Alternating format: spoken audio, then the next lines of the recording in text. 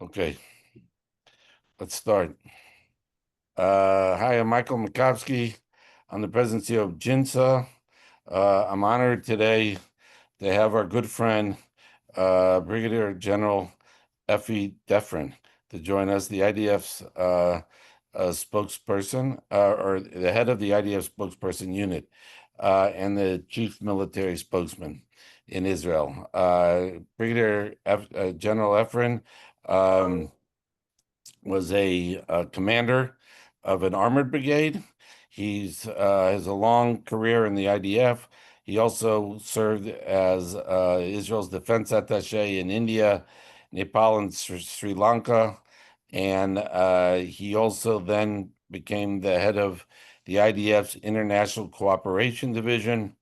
And then I think in the zenith of his career, he was a visiting fellow with JINSA in the fall. So now you've taken this position, Effie. It's great to have you.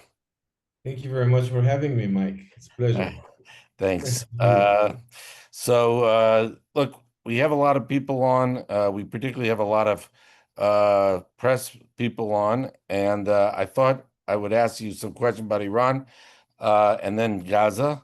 And we'll see also if people have questions, they should write them in, and we'll do our best to try to ask them to General Defrin. Before I ask you specific questions, because the tendency, it seems like, is also to get into a lot of the details.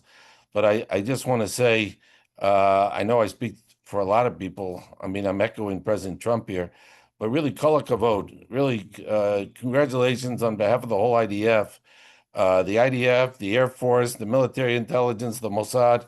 I know you don't represent the Mossad, but did an outstanding job in this war, in this campaign against Iran. And as I know a lot of Americans feel that you did our work for us. And then, of course, the U.S. Air Force came in and tried to finish the job. But really, congratulations. Um, and Thank you very much. Thank you. Thank you. But let me now get into the questions because, with all this positive stuff, obviously, as you know, in Israel and here in the United States, you see this. People are asking a lot of questions about how effective it was, were there certain things missed. It shouldn't take away, I think, for the outstanding job that the U.S. and Israeli militaries did. But there are legitimate questions. So why don't we get into them? One of the questions is, of course, where's the enriched uranium in Iran? Not just the 60%, but the 20% and the 5%. And does Israel have what kind of confidence does Israel or the IDF have, I should say, that Iran has not diverted any of it? Good. So thank you for the question. Again, thank you for having me, Mike. It's a pleasure. I would say I was asked this question previously in Israel also, but also by foreign media a few times. And maybe it's important to explain, look, what we did in the past. We attacked the nuclear plant in Iraq in the past, in the 80s, and then we attacked, I think it was the end of the 90s, or the nuclear facility in Syria. 2007. Yeah. Exactly. That was the last time. So at those two times, we attacked these facilities, and that's it. And the end of story. This time, we are planning this. We were planning this program for years now, and what have changed recently, I think in the last year, that we started analyzing the entire nuclear program. So it is made by different components.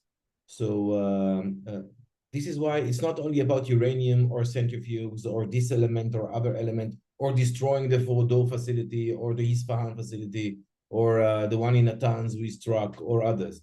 It's about the entire puzzle. This is how I described it to the Israeli media. It's a puzzle. It's a whole picture. You have to look at it holistically, different parts. And we hit. I think they were surprised by that. So I will go through the list and then I think it will answer your question. So the scientific know-how, we killed their scientists, the top tier of their scientists, most of them over 60 years old. Those guys, they don't have any substitute. There is no one to replace them. They are young scientists. It will take them years to build this capacity again, the know-how. We destroyed their archive in few different places. So it's the knowledge. We destroyed the knowledge. Also the centrifuges and the nuclear site in Isfahan. This is the place where they produce centrifuges. Now they don't have, it will take time to build it. Another thing in Natanz, Fordo, in Iraq, both for facilities to produce plutonium and other stuff. And also, so it was a vast nuclear program. And in hidden complex, they didn't know we know all those sites. And we also laboratories and places where their factories were to reduce all the elements of the nuclear program.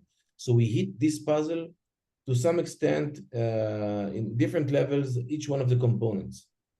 It will take years. This is how we analyze it. Our military experts, also our intelligence experts from in different organizations, assess that it will take more than 2 years to rebuild it again. Now, if Iran is not Hamas and is not Hezbollah, if they will decide now to ignore United States of America, Europe, the E3, whatever, then they will put all their efforts in rebuilding the program. It will take them time, but they will do it eventually. If they will ignore all the other limitations they have, I don't think they will do it. But again, the bottom line is it will take years. Now, we still don't know exactly how the American attack on Fordo and Isfahan, how we know it. They were hit. They were severely damaged. Those elements severely damaged. We see it from satellite images. You can even in commercial images from satellites. You can see these things. So our assessment, it is heavily damaged. It will take years to rebuild it again. This program as a whole, to have this knowledge, this know-how. And this is what I answered the Israeli media, and I'm telling it to you as well. And now there are many manipulations. There are some political different point of view, and some people are trying to manipulate the information and to say that they can build it in a few months again. I don't think it's right. It's not. I'm not an expert. I'm talking about our intel experts, and this is how they assess the situation. Okay, thanks. So let me, if you don't mind, I'm going to ask you a few more, some specific questions, just to see what the IDF feels comfortable that it knows and what it doesn't know. There's also been questions, of course, does Iran have still centrifuges that are operating? Does it have centrifuges that haven't been accounted for? And I guess relatedly, does Israel have confidence that Iran does not have secret sites where advanced centrifuge cascades are deployed? And I just add this, I guess we were asking these questions. Obviously, people want to know to assess the damage. But, I think the IDF had seemed to know so much about Iran and its program, because otherwise you couldn't have performed. You were killing these scientists in their sleep, or these senior military guys. You knew where people were. I think there's probably an assumption that given how much Israel knew coming into this, that you'll know some of these, the answers to these questions, or maybe you don't, but it would be helpful to know. So we know, and I have to be modest here. We learned our lesson. We probably don't know everything. We knew a lot about Iran. We still know. Now you can ask me, how were you surprised by October 7th? In your back. I didn't ask that question. Yes. We have to be modest. We have to be modest here. We think we know a lot. Most of the things they hid. Some of those elements you mentioned were hidden. Some of the centrifuges, a big portion of them probably, are still locked underground, blocked. And they are trying to dig it out now, to take them out. It will take them time. We still have to assess how they were damaged, to what extent. But they were probably damaged. They still have probably. It's too early to assess those centrifuges. But again, as I mentioned before, it's not only about the cascades. We destroy those factories, those cascades, the factories who produce those centrifuges and uranium in different sites in Iran, and we knew a lot. So they probably have some. The biggest portion they have is underground in some of the facilities. They will have to dig it now and find it. It will take time. So we still don't know exactly how it was damaged. You can imagine those big bombs, the American ones, the Israeli ones, hit those underground facilities. Those are the gentle elements. They probably were damaged severely, but it's still early to assess. How confident was is you're saying the Iranians are digging it out themselves, so we assume they don't know fully either. But Exactly. yeah, that's what you're suggesting. So how confident are you that when the Iranians know, that you'll know? Well, we proved that we know. We Right, know pretty good. Again, I'm trying to not to be, I don't want to be arrogant here. Again, we learned of our course. lesson. But we know a lot. We are following very closely what they're doing, and we are prepared. That might be your next question. We are prepared for launching other strikes if this threat will come back. It wasn't just to destroy this just for the sake of destroying the creating destruction in their nuclear facilities. It was an imminent threat for us. It was an immediate existential threat. There is Sure. another element for that, Mike, and with your permission, I would like to mention it. And Please. now, well, I will answer your questions.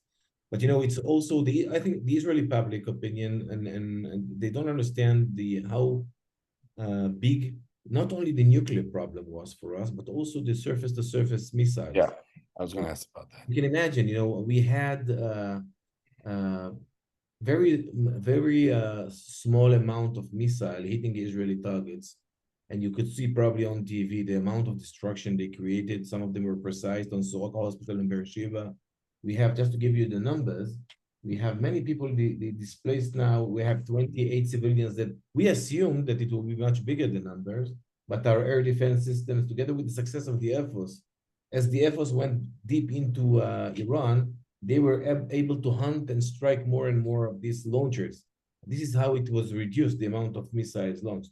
I'm saying that because for us, those were the two strategic problems or threats, imminent threats. If only a few, less than a dozen missiles hit the ground in Israel and created this kind of damage, you can imagine they had about 2,500 missiles, and they were aiming to double it and triple it by the end of next year. So forget about the nuclear bomb. Can you imagine what happens if Iran has 8 to 9,000 missiles and they are Yeah. launching it? Maybe half of it will be successful. That's it. Israel is a small country. So this is another element that just to give you the numbers, 2,300 apartments were hit in 240 buildings. So 240 buildings were damaged in Israel. 13,000 people are displaced now. They don't have a home. They don't have rooftop above their heads. Again, it's a small number compared to what we assessed at the beginning. Again, 28 civilians dead, over 500 missiles they launched, but only 36 hit Israel on urban areas. Some of them are open areas, and we didn't intercept them. So Wait, how many did they launch again? Could you say it again? I over missed 500, over over 500. 500. They were planning in each salvo to hit few hundreds, about 2 or 3 hundreds. But they were able to launch only 20, sometimes 10, sometimes only one or two. But the most they were able to launch were about 30 in one time. They couldn't do it because the Air Force was so successful hitting them.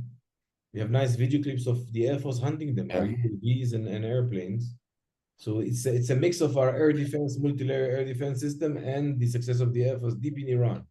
yeah. Deep in Iran. So I want to get, I want to get to the missiles you brought up, and clearly all these Israeli attacks and what you've been saying about these ballistic missiles, I don't think that threat was fully appreciated, at least here, about what a threat it posed to Israel. And you just illustrated that or explained that. Let me, though, if I may, go back to the nuclear issue with a few more questions, and then I want to ask you a few more specifics on the ballistic missiles before we turn to Gaza, if you don't mind, Yeah. Effie. Uh, let me ask you, well, you already brought it up. So what would trigger a renewed Israeli military action against Iran if it restarts, if Iran starts rebuilding its air defenses, if it doesn't allow IAEA, International Atomic Energy Agency inspectors back in, if it starts to operate some centrifuges ahead, is the IDF come to and the Israeli government come to some clarity about what triggers an Israeli response? So we are following, as I mentioned before, we are following very closely the situation. They know they are exposed. Yeah. They are, and mind me the language, they are naked. I mean, the fact that the Israeli Air Force could move freely over the skies of Tehran and West Iran, and also in the center of Iran, and wherever they wanted to, it's not only, again, our airplanes, but also our UAVs in big numbers. I think they know it now. They are rushing to find solutions in Russia and China and other places. We are following them. So it's a mixture of a few elements. We will have to follow it. When it will become, the main lesson we had, and this is part of the reasons why we did it now. We couldn't wait anymore.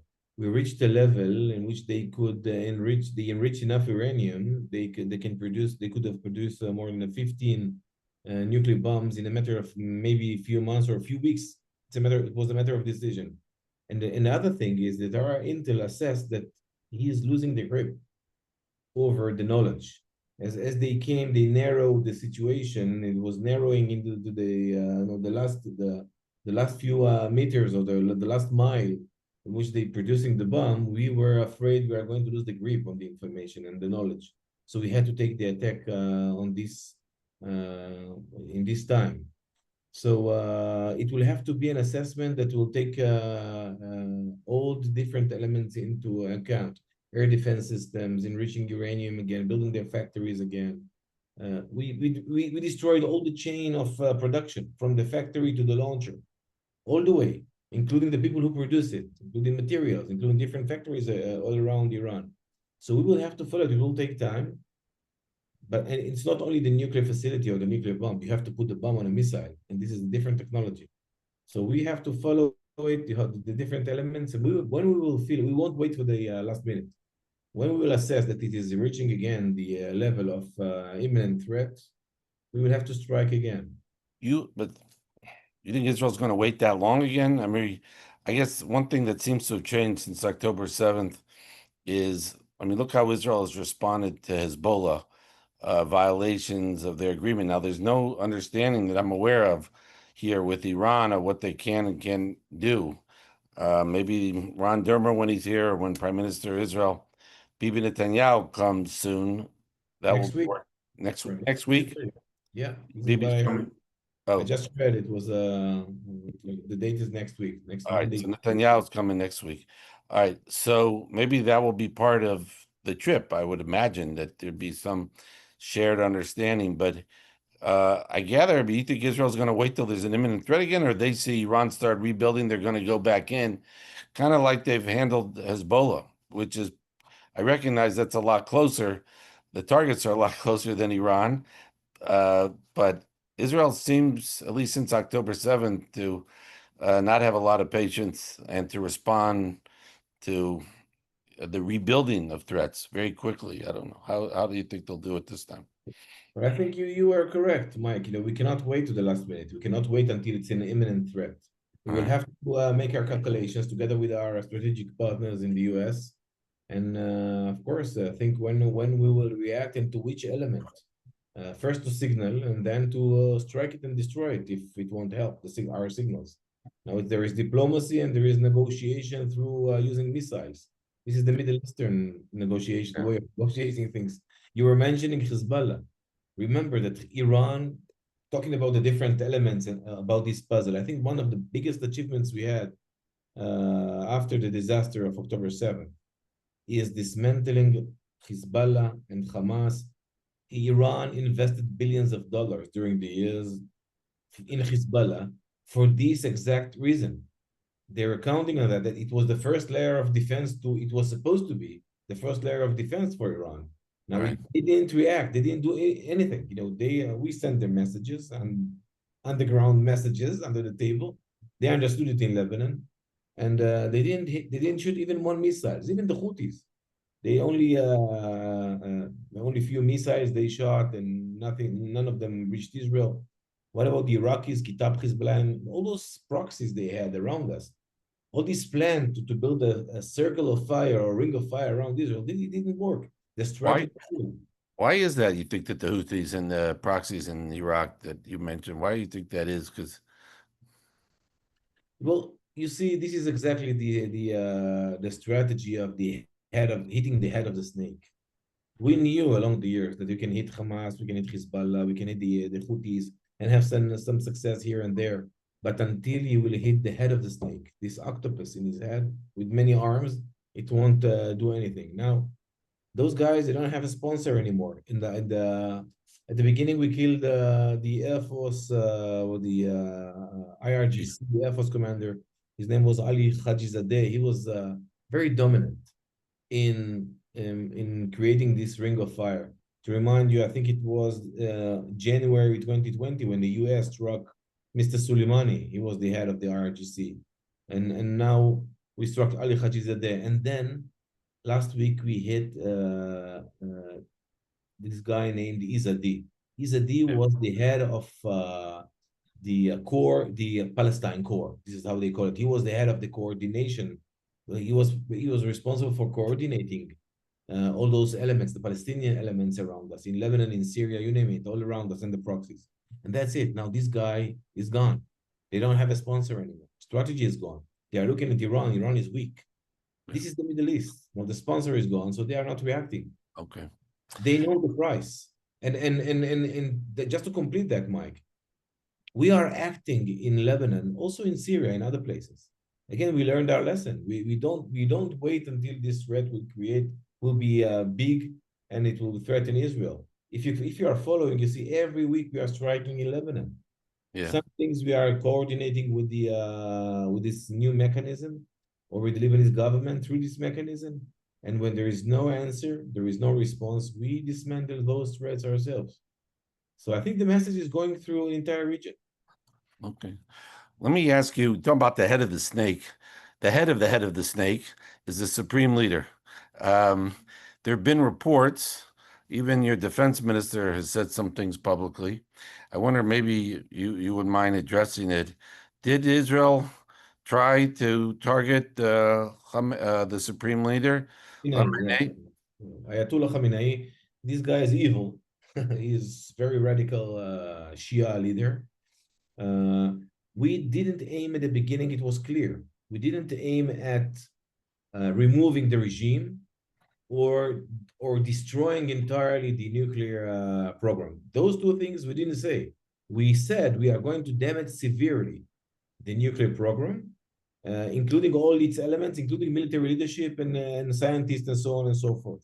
But not so it wasn't part of our goals. We avoided doing that. We hit those guys, the top leaders, the top notch of the leaders of the who were involved in the plan of to destroy Israel.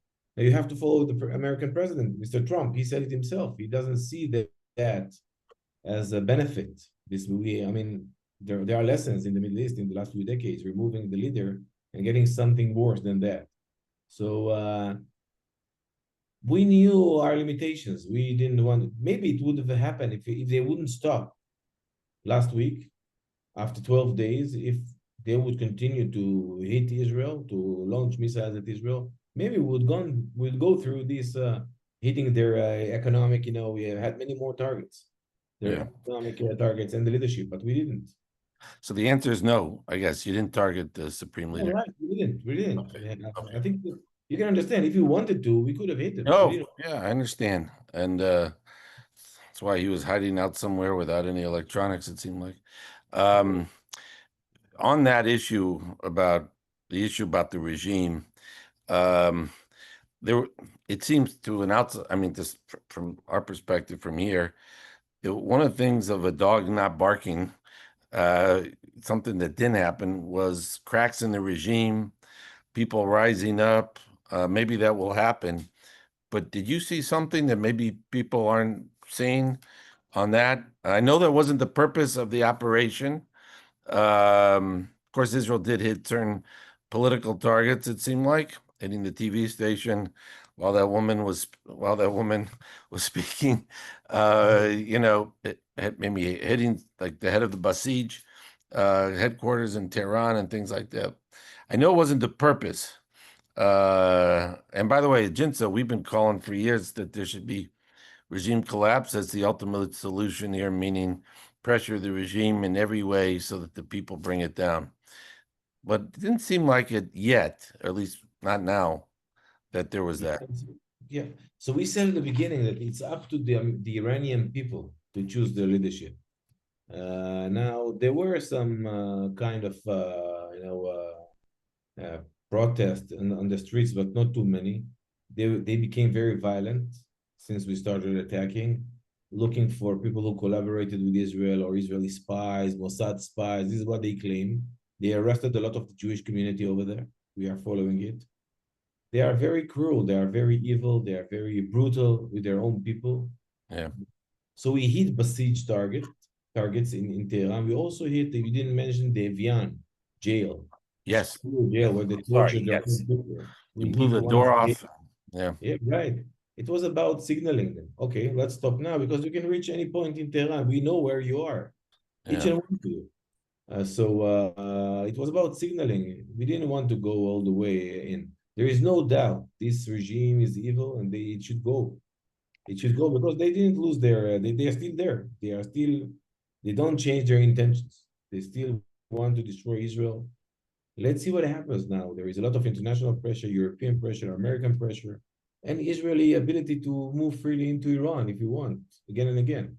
So let's see how they will behave. Right. Again, it have to be an Iranian decision. We have a big community in Israel of expats, Iranians, Jewish Iranian people. Also, I met in the U.S. when I stayed with Jinsa. I've met some of them in D.C. and in New York. Very strong community, and you should listen to their interpretation of the situation. They are very frustrated because the regime is so strong. The grip in the population is so strong. People are afraid, unfortunately. Persian food that the expats make here is very good, I find. If you haven't, I don't know about in Israel, but I've had it many times here in the U.S. All right, let me ask you about the ballistic missiles. You brought it up already. I wonder if maybe it would help just to give you, if you could provide some numbers, roughly what you think, how many long range or medium range missiles Iran had, how many were destroyed, how many are left. Same thing with the launchers. Um, Anything that would be helpful if you could provide that. Thanks. So officially, we published that we struck nearly 50% of their Iranian regime's launchers. I can tell you it's much more than that because we didn't only destroy part of it. They had about between 400 and 500 launchers. Missiles you can hunt forever. It's thousands of them. We didn't destroy all of them. They're hitting all over the place, hitting all over the place. The launchers, those big trucks, those are the big story. They had about between 400 and 500 of them.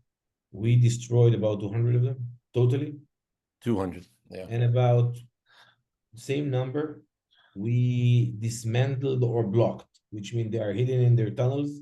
The tunnel is blocked. It will take a few months to open it. They weren't relevant for this campaign. It will take time until they will be able to take them out. So they have about between 100 and 200 left, with 1/3 of what they had in the first place. It's a huge achievement. It's much bigger than what we thought. Not to mention the fact we disrupted their capability to launch or to coordinate between the different zones, between the different areas in Iran. It was a big success. So this is about but again, it's not only about the launchers. We struck most, I don't want to say all, but all what we know, all the facilities, all the factories, the production factories, including the different elements factories, all the production chain in the factory itself and other factories, also where they produce metal or things like that that are used to produce these missiles. So it's a big achievement, big numbers. Just the fact is that they were ready to launch to Israel between 200 and 300 missiles at the first salvo. Yeah. This is what we thought will happen. We were ready for that. They weren't. They were shocked by our first attack, our preemptive attack, the surprise on the night of the 13th, Friday morning. It was a huge surprise for them. We were waiting after 2 or 3 hours. We opened our home front command, started our sirens all over Israel in order to wake up Israelis and go to shelters. Because in 2 or 3 hours, we're going to have some salvo, very salvo to Israel. But it didn't happen. It happened only the night after. because they were shocked. It took them time to understand what happened. The whole chain of command, top echelon gone. So they shot the first salvo. It was about between 20 to 30 missiles, and then it went down all along the next 12 days. And they felt, they saw our UAVs and our airplanes in the skies all the time, hunting them. They were afraid. Now I can say they were in many cases they were afraid to go out to the launcher to operate it. So big numbers. I can give you some more numbers. Yeah, if you don't mind. Yeah, so I told you more than 50%, between 50 to 70% of the launchers were dismantled or destroyed. Approximately 200 surface-to-surface missile launchers and about 80 surface-to-air missile launchers. So the first wave of Israeli planes and UAVs hit nuclear plants, but also were paving the way to Tehran. So they hit those their air defense systems, and also then the next stage was to dismantle those launchers in order to reduce the amount of launchings into Israel. So those are the numbers I have with me. Again, more than 30 senior officials and hundreds of members of the Iranian armed forces, hundreds, including in Tehran itself. By the way, including the Evian, they published only yesterday, they have 71 casualties in the Evian jail itself. And they said most of them are armed forces. What do they have to do in a jail? We probably knew what they're doing there, and they were hit. So I can't say more than that, but there was a reason. By the way, if I may, just for the audience, when it comes to the number of missile attacks, how many missiles were launched at Israel and so on, I would encourage them, folks on the webinar, to look on Jin's website. Ari in our office and has done a very precise job of having a chart with all the numbers and also predicting, I think, the decline in the attacks given Israeli Air Force's attacks and destruction of Iranian launchers and missiles. I want to one last question on Iran. I want to turn to Gaza, and I appreciate your spending so much time with us, Effie, and it's always nice as an excuse at least to see you. Look, there's been a lot made here, maybe in Israel also. The picture of these trucks coming in or out of Fort Al. Are they, I've seen some reports say, well, they were bringing dirt to cover Fort Al before, or some people worry that maybe they were taking out enriched uranium. So do you have anything to say about that? What do you think? Do we know? Does Israel know what that trucks was in about? Fordo? Yeah. You're talking about trucks? The trucks in Fordo. Yeah, that it's a picture of Yeah. yeah. So at the beginning, after hitting Fordo, we kept our UAVs over it to Yeah. keep them out of there. Yes. And then in other sites, following it closely. They will have to do some lot of ground removal before getting into Fordo, deep inside. So I don't know about these trucks, but Okay. You don't know we if are following it. We saw some tractors. you don't We know saw if some that was, bulldozers trying to remove. so you don't think it was necessarily removing enriched uranium? No, Yeah. not yet. No, Okay. not yet. We are following it. Yeah, and Okay. I'm yeah, sure they you got the are. message also from the American administration as well. If you don't mind, I don't know if you'll answer this question, but I'll ask it anyway. What is Israel's ability now that there's been this ceasefire of sorts to monitor what's going on inside Iran? I mean, as you mentioned, Israel had air superiority much faster than expected. We had General Norkin, who's a fellow of ours, previous Air Force commander, the one before the current one, and he said, and he had obviously been involved in the planning, that on the Air Force and the air supremacy was achieved much faster than expected, than Israel expected in their planning. But anyway, now that that operation is over, are you still, how are you able to monitor what's going on inside? Or I don't know if you want to address that, but feel free. Yeah. So we are monitoring. Of course, we have our ways. I can't mention all the ways we are using. Of course, satellites, images, and but we are following very carefully what's going on there. I I'm sorry, Mike. I cannot no, it's okay. have our ways to follow it, but Yeah, no, it's okay. Maybe you're watching the Iranian TV too. You're following. I just want to.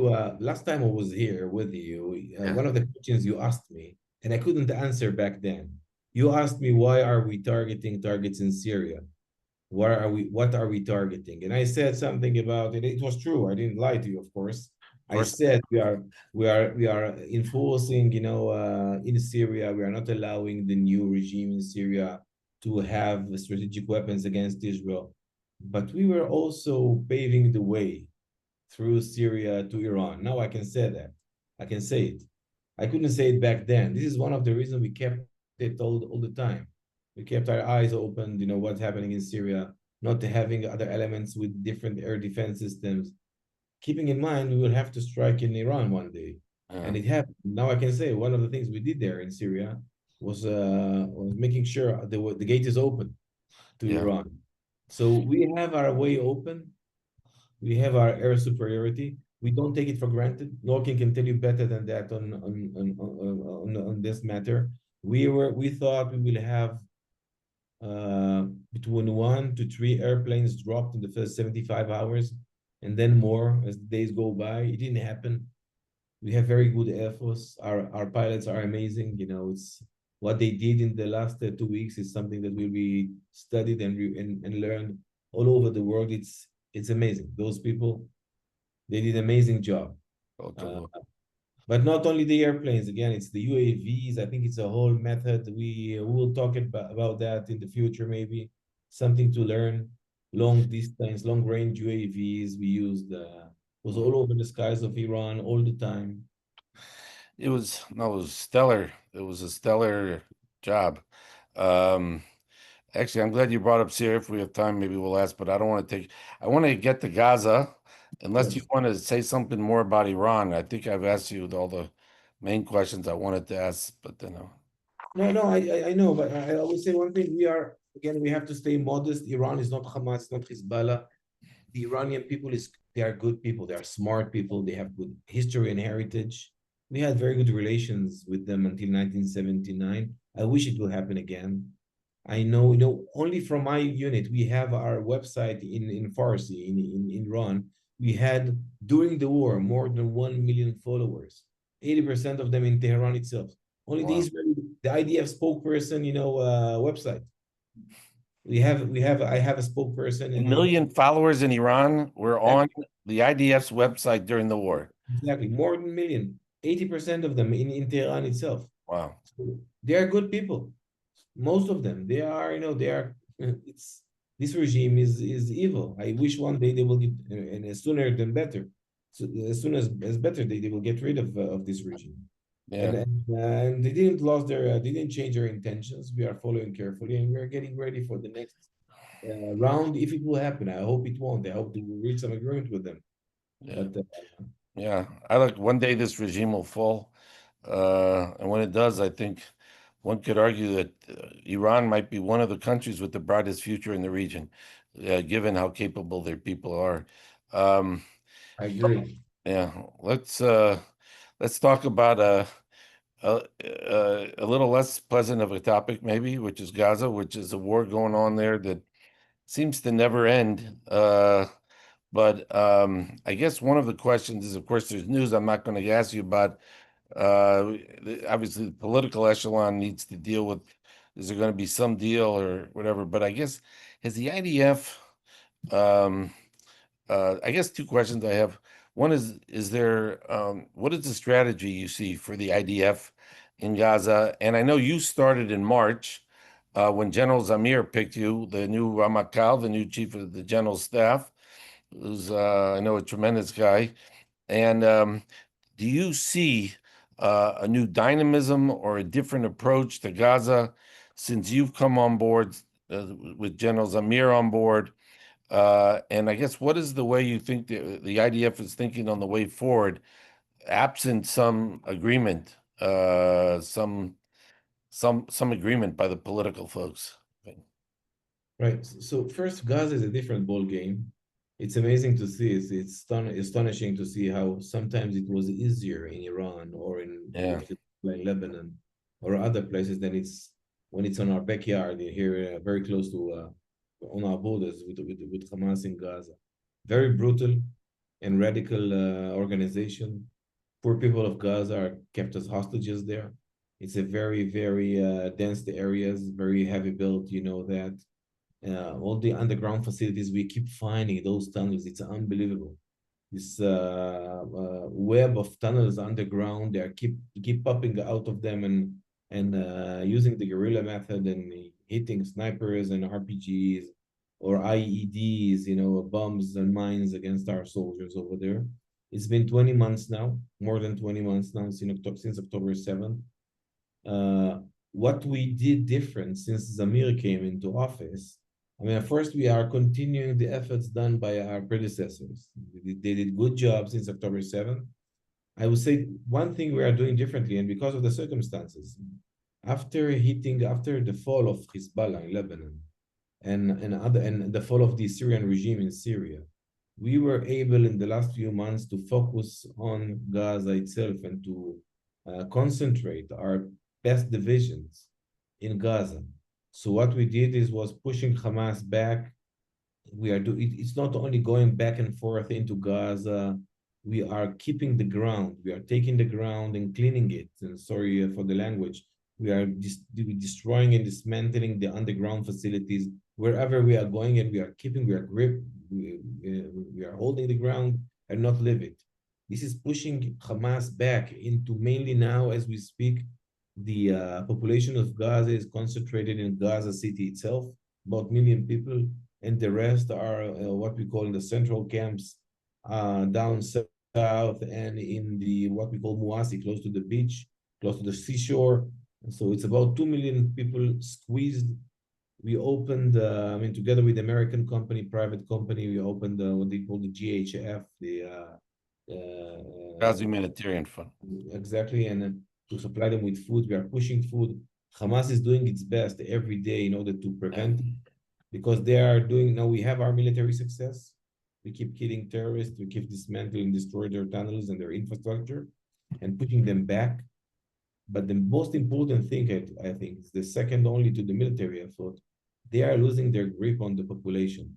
We are seeing many phenomena of tribes, tribal leaders, and others taking responsibility. It's very painful for Hamas, and this is we are progressing every day. Now this is guerrilla warfare. We are paying heavy price some days. Only yesterday we lost a soldier. Last week we lost 7 soldiers in one of our armored vehicles when one of them threw IED or mine into the vehicle. So heavy prices in this kind of warfare. We see movements within Hamas. As the days go by, they are losing their grip. They are still strong in the city of Gaza itself. The thing with Hamas is we killed most of their leadership. They have this guy named Haddad. He's the head of the Hamas now in Gaza, sitting in the city of Gaza. And now you have the external elements, the leadership in Qatar, in Doha, very stubborn. These people live in 5-star hotels. You know, they don't care about the population of Gaza. They want to survive. So it's also here we have a mixture of opportunities, I would say. It's the internal situation in Gaza we are pushing, and the external situation in which we have this leadership.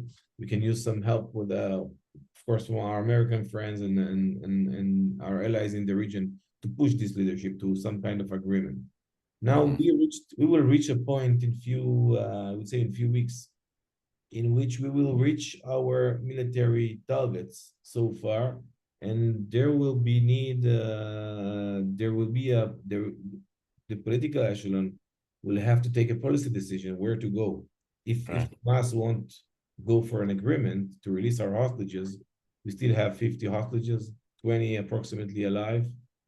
So if there won't be any agreement, we will have to go neither all the way to capture and to occupy most of Gaza or all of Gaza, including the city of Gaza itself and other parts of them, moving the population from one side to other, separating the population of Gaza from Hamas totally, or to go to those are the two opportunities, or to go to an agreement.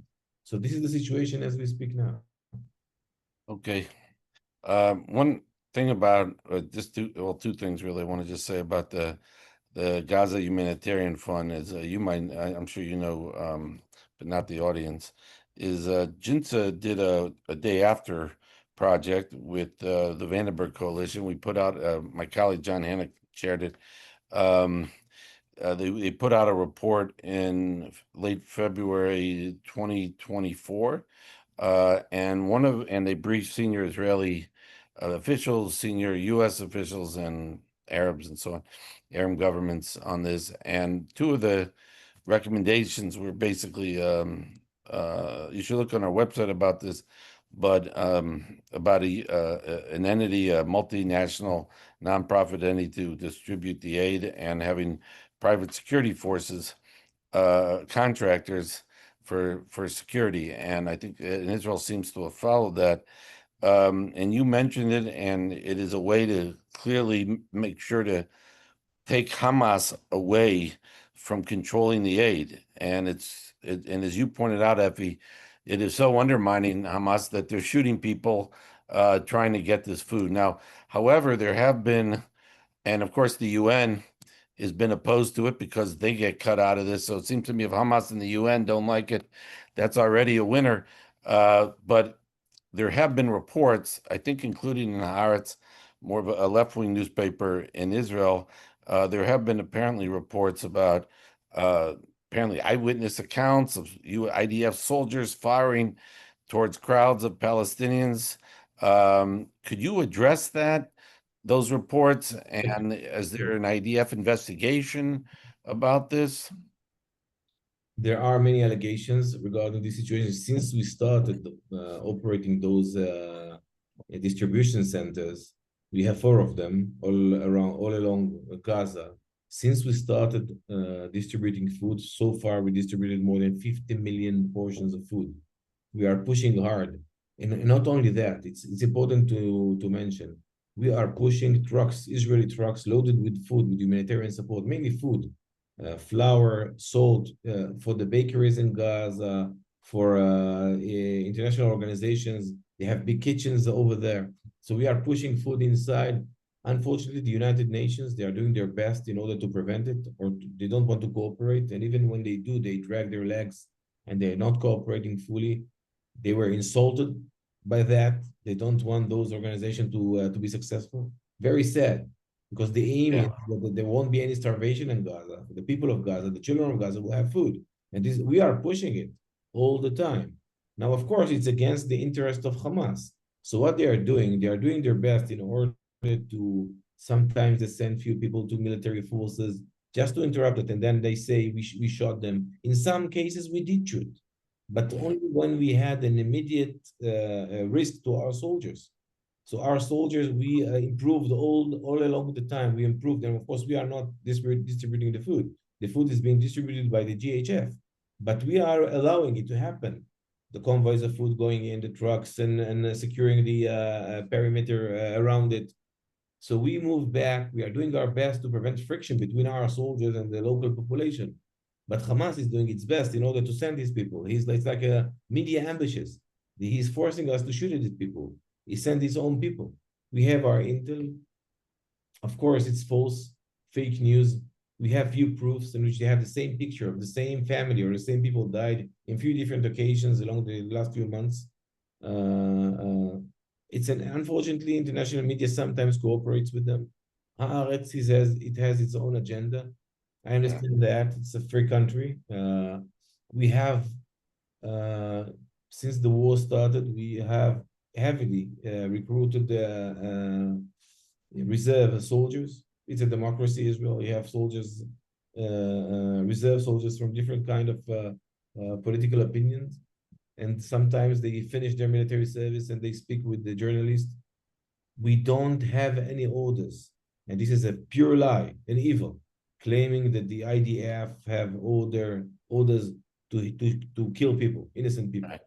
But do you think there have been a loosening of the rules of engagement, I guess? Not that they're orders, but that there's been a loosening or maybe sometimes a lack of discipline, sometimes by the soldiers who might be for various reasons. No, I tell you what, it's on the contrary. because it's been used against us. So Right. instead of shooting at these people, we moved our soldiers back. Sometimes we are taking more risk in order to allow this humanitarian support to work and not allowing Hamas to do it. Well, it's a tool in the hands of Hamas. Yeah. I mean, the Victor Lieberman I saw today was just criticizing Israel. He's in the opposition, uh, but he's hawkish on Gaza. Why is Israel providing aid to the Palestinians and putting IDF soldiers at risk? If I'm not mistaken, he said that today or yesterday. Yeah. It's an impossible. Yeah. Sometimes it's impossible mission. Whatever you do, you get criticized by someone. But So one I guess side, the IDF is investigating though these of allegations. course we do. Yeah. Okay. Every one of these allegations Yeah. is being investigated. Okay. And sometimes it takes time. I was criticized in one of these when it just started. It takes me time as a spokesperson to retaliate or to say Uh, what's the IDF's response for these things. But because I will never lie. We will never lie. We'll say only the truth. So, and it takes time to investigate, to go to these soldiers. They are in it. They're engaged with Hamas all the time. It takes time to reach the last tank or the last soldier and investigate it. And we are investigating each and one of those allegations and those cases, yeah. those incidents. Effie, I know you're not going to lie. You're one of the most. I don't know if we've had a more decent person come into our office. Let me Thank ask you one last question, and I appreciate all your time. And it's late in Israel, I realize, at night there. But there have been reports, including today, about perhaps some breakthrough on Syria in terms of relations. Now, I know that's also a political decision, but the IDF has been involved reportedly in some of these or in all of these discussions. I don't know if you want to comment on that. No, first we have our interest is to have stability on our borders. As I mentioned before, we learned our lessons. We are keeping a belt or like a safe zone between our people and any threat. So also in Lebanon, we kept about 5 positions in Lebanon. It's like a buffer zone between our civilians and Lebanon. Also in Syria, we have up to 9 points from the Hermon mountain up in the north down to the Jordan, the Syrian Jordan border, 9 points which we are holding in order to prevent any invasion into Israel. We saw the pictures of the sites of these vehicles conquering Syria with this new regime. It can happen in Israel. We have on our mind October 7th since we can't have it again. So we are keeping those points. Now, whatever we have with Syria, now we have to keep in mind we are very suspicious because we know the nature of these people. I really hope they change their nature. We have to remember those people, their origin is from Al Qaeda, and they were murderers. The head, Al Julani, the head of the state in Syria, he was banned by the US itself until recently. Now there are movements. Of course, we are following carefully. We wish to have stability. We want security and stability. I'm also hearing about some kind of arrangements. From one hand, security arrangement. I also heard Syria becoming part of the Abraham Accords. This is the future of our children here. I really hope it will happen one day. But we cannot be naive as we had before October 7th.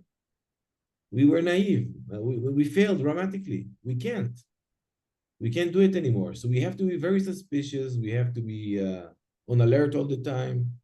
Whatever happens, we will have to keep very, very good security measures on the Syrian border.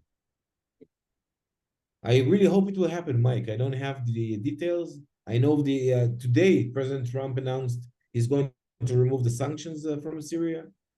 I'm happy for the Syrian people, but we will have to take the right security measures.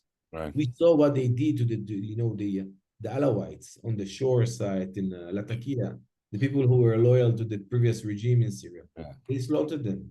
There were some attempts to kill some Druze. We spoke about it in the last webinar I participated with Jinsa. We talked about the Druze community in southern Syria. They were trying to kill them as well. We interrupted them. We helped the Druze there. So we are following very carefully. Okay. Look, Effie, you've been very generous with your time. Any concluding things you want to say? Otherwise, I'll just say thank you, but I'm done. So I would like to thank you. It's always a pleasure to be here. I'm part of the family. This is how I I feel with you. appreciate. So We look at you that way. Thank you. I hope in this job you manage to get some rest maybe in the last week a little more. You should catch up because it's never ending, I'm sure. So it is. It is never ending, but we- it will be okay. It's for the sake of our children here, Mike. It's important. This is why I came back to this position, and this is why I'm here, and this is what we're doing. I will finish by that I'm optimistic. As I told you when I met you on August when we met in Washington, August, September, I'm optimistic because let's say that our neighboring countries, they are not sad with the fall of Iran. They are no, very happy. I yeah, cannot elaborate on that, but I can show you my WhatsApp account from my previous job. You know, I have friends all over the region. They are very happy. So there is potential here for success. I wish that we will change our strategic. I don't know how to call it, our strategic position in the region for the sake of our children again. yeah. By the way, I'll say one last thing, I guess. Um, General Kurilla, the CENTCOM commander, is retiring, I think, next month. And I know Israel's going to be sorry to see him go, but Exactly. I think he's been a phenomenal commander and he's done a great job. I'm sure he wanted to do other things he wanted to do over the last few years over there that he wasn't allowed to, but I think he deserves really kudos to him for everything he did also. Uh, He was a very big, he played a very important role in defending Israel back in April and October and now, last few weeks. He's an amazing friend of Israel and he will stay an amazing friend of Israel, but his successor is also a good friend of Israel, yeah, General Admiral Bradley Brad Cooper, Cooper. yeah, Great guy, great guy. very good friend. All right, great. Well, look, Wish him success. yeah, from Mikhail Michal. I thank you very much, Effie, for all your time and answering all these questions. And I want to thank the audience for joining us today. And keep looking out, everyone, for future webinars and other of our written work as well. And wish everybody here in America a good rest of your day. And Effie, we wish you a good night. A Laila Tov there. Thank you very much. Cheers. Thank you. Thank you. Get some sleep. Thank you very much, Effie. Kol Bye Tuv. bye. Bye.